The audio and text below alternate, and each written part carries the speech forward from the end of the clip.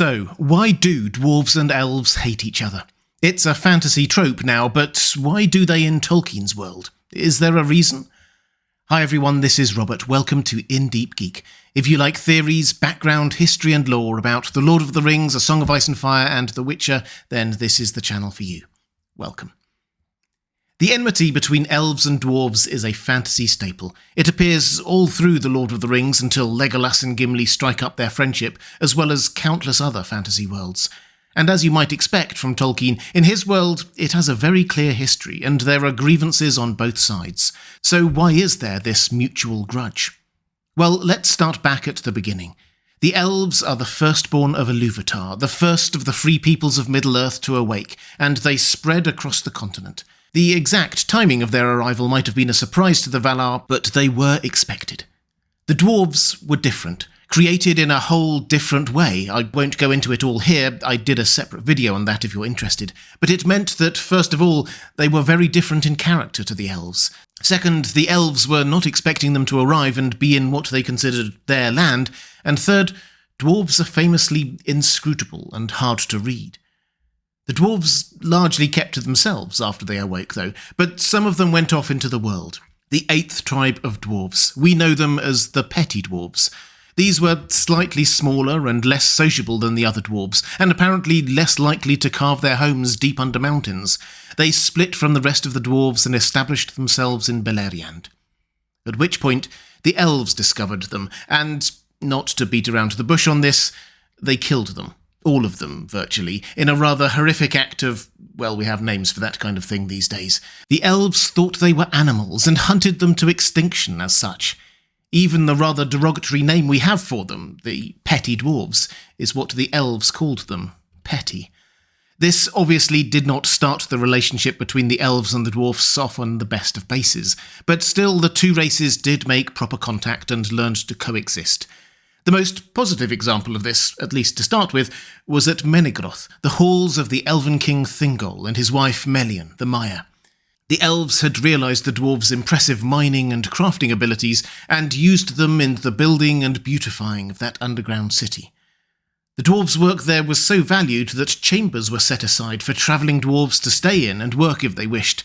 Elsewhere, Tolkien notes that the elves outside Doriath would grow crops and sell them to nearby dwarves as well, so all in all, a positive situation for all. But then came what the elves would consider the start of hostilities. This is in the First Age of Middle-earth, some 6,700 years before the time of The Lord of the Rings. That may seem like a long time ago, but let's not forget that dwarves live for a long time and elves live for a very long time, so some of the characters we see in The Lord of the Rings were still alive at that time. King Thingol came into possession of two great treasures, a Silmaril, one of 3 legendary gems of unparalleled beauty, whose history we read about in the Silmarillion, crafted by the mercurial Nolde elf Feanor, and the Nauglamir, the Necklace of the Dwarves, the most famed artefact wrought by the dwarves in elder times, given to, then lost by, Finrod Felagund. Thingol had the idea to have the Silmaril set in the Nauglamir. This would undoubtedly create an item of such beauty the world had never seen, and, as fate would have it, a troop of dwarves were at that very time in Menegroth, his home. He offered them a high price to do the smithing he needed, and waited impatiently for them to finish. The dwarves, however, grew greedy, and once they had finished their work, refused to hand it over. The Nauglamir was a dwarven artefact, they argued, stolen from them in the first place, so it was theirs. Thingol reacted angrily, insulting them, and, as we read in the Silmarillion, bade them with shameful words be gone unrequited out of Doriath. Basically, he swore at them, refused to pay them for their work, and threw them out. Things escalated quickly from there. The dwarves killed Thingol where he stood and fled the city, taking the Nauglamir and its embedded Silmaril with them. The elves hunted them down and killed them, except for 2 who made it home to Nogrod and told their brethren that they had been betrayed by the elves. The dwarves of Nogrod then raised an army and invaded Doriath and sacked the city of Menegroth, but on their way home they were in turn ambushed by the elves, led by Beren. The bloodshed seems to have ended at that point, but the animosity was established and lingered. It might not have been open warfare anymore, they both had the greater evil of Morgoth to worry about then, but there was clear distrust there. Whose fault was that? The dwarves, clearly, but Thingol also doesn't come out of it at all well. Interactions between the two races then seem to have been limited for quite some time, though we should note the most notable exception to the enmity, the strong friendship between the Elves of Eregion and the Dwarves of Khazad-dûm in the Second Age. There is a clear affinity between two peoples who loved to craft things and recognised the talents the other brought to the table. For example, Mithril. The dwarves mined it and crafted it, and the elves showed them how to make it into even more wondrous things. They made it into an alloy. Celebrimbor knew a lot about alloys, called Ithildin, which could only be seen by moonlight and by use of a magic word. It's what was on that map of the Lonely Mountain Thorin had, and the artwork on the doors to Khazad-dûm. Actually, those doors to Khazad-dûm, the doors of Durin, are a clear indication of exactly how close those dwarves and elves were. That was the main gate to the Dwarven city on the west, and you could open it by simply walking up to it and saying "friend" in Elvish. No further questions. The east gate was packed with defensive runes, but on the west it allowed any elf to just wander in. So we should probably at this point acknowledge that when we talk about the enmity between the dwarves and elves, we really only mean a subset of elves and dwarves. Those dwarves of Eregion and Khazad-dûm got on great, and 4 of the dwarf tribes lived to the far east off the main map we have of Middle-earth, as do many elves. We have no idea how they get on. Any enmity is some elves with some dwarves. To bring all this up to date by the time of the stories we know, there was of course that little incident in The Hobbit. The dwarves in Thorin's company, and Bilbo of course, had a pleasant enough interaction at Rivendell, but a very different time passing through the Elven King's realm in Mirkwood. They stumbled starving and thirsty into Thranduil's lands, and were not only denied food and drink and directions back to the path, they were imprisoned indefinitely. Bilbo rescued them with the help of the ring, but the damage was done. This wasn't just some random elves waylaying some random dwarves, it was a king of the elves imprisoning a king of the dwarves, who was heading back to try to reclaim his homeland. Oh, and when Thranduil discovered Smaug was dead, he went with an army to try to claim some of that gold, the dwarves' gold, that Smaug had stolen from them much earlier, and obviously they very nearly got into a fight over it. So when it got to the end of the Third Age and the Council of Elrond, these ancient grudges had a new edge to them. The films short-circuit all of this history by the mechanism of Gimli shouting out, "Never trust an elf," something he never actually says in the books, but it sums up the feelings quite well.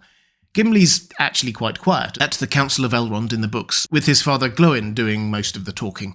Glóin, of course, was one of those who had been imprisoned by Thranduil. And we see that mistrust play out through The Lord of the Rings, probably most notably by how the elves of Lothlórien treat Gimli. When the Fellowship arrives at the edges of that land, they are permitted to travel in on condition that Gimli, and only Gimli, is blindfolded, because he's a dwarf. Gimli is understandably a bit put out by that, but thankfully Aragorn diffuses the situation by saying that all of the Fellowship will go blindfolded. So what does all this add up to? For the most part, other than a few obvious extremes, I suspect that the feeling between the two races actually wasn't that bad. Not good, but a long way from hatred. Let's take Elrond and the Durin's folk dwarves we know of from the main stories as an example. When the party arrive in Rivendell, we read that dwarves don't get on well with elves. Even decent enough dwarves like Thorin and his friends think them foolish, which is a very foolish thing to think, or get annoyed with them. For some elves tease them and laugh at them, and most of all at their beards. And we see this teasing happen in The Hobbit, though Elrond himself treats them graciously as host. His real feelings, though, are that, if he did not altogether approve of dwarves and their love of gold, he hated dragons and their cruel wickedness, and he grieved to remember the ruin of the town of Dale and its merry bells. So he helps the dwarves not so much because he likes them, but he hates dragons way more. It's also worth noting that the reason that Gimli and Glóin and the others were at Rivendell for the right time for the Council of Elrond was because they were seeking Elrond's wisdom, which means that they valued his wisdom, and also knew that they would be treated well there. So there is suspicion on both sides, but whatever we may think, they mostly seem to get along okay, and even respect some things about each other, even if they'd probably rather not spend much time in each other's company. Those elves we do see display overt antagonistic feelings towards dwarves, Thranduil in Mirkwood and Celeborn in Lothlorien, both originally come from, or Thranduil's family come from, Doriath and Menegroth, the scene of that tragedy way back in the First Age. For them it wasn't ancient history, it was a horror enacted against their loved ones. Of course, we can't leave this subject without addressing Legolas and Gimli. Their friendship, and more than that, their willingness to open their minds to understanding the other's culture, is what ultimately brought the antipathy between their two races to an end. Legolas agreed to go to see the glittering caves that Gimli had been so awed by. Gimli saw Fangorn to see the beauty of that ancient forest.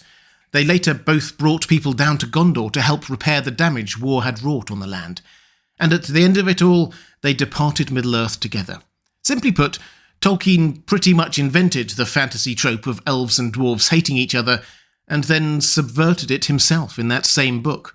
And I don't think Tolkien would want us to come away from a consideration of this subject thinking this was all the elves' fault or all the dwarves' fault. He saw both races as proud and flawed, but ultimately good.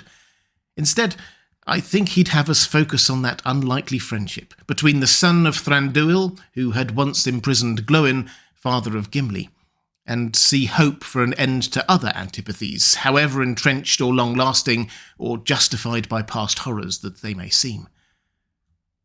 Did you know that Deep Geek is now available as a podcast on Spotify? I'm releasing all my videos over there as well, if you find that an easy way to access them. Just search for Deep Geek and you'll find me. If you'd like to see more videos like this, diving deep into Tolkien's Legendarium, there's a link to my playlist on the left of your screen now. Or if you'd like to support this channel, thank you. There's a link to my Patreon page on the right of the screen. Thanks for watching. That's all for this time. I'll see you again soon.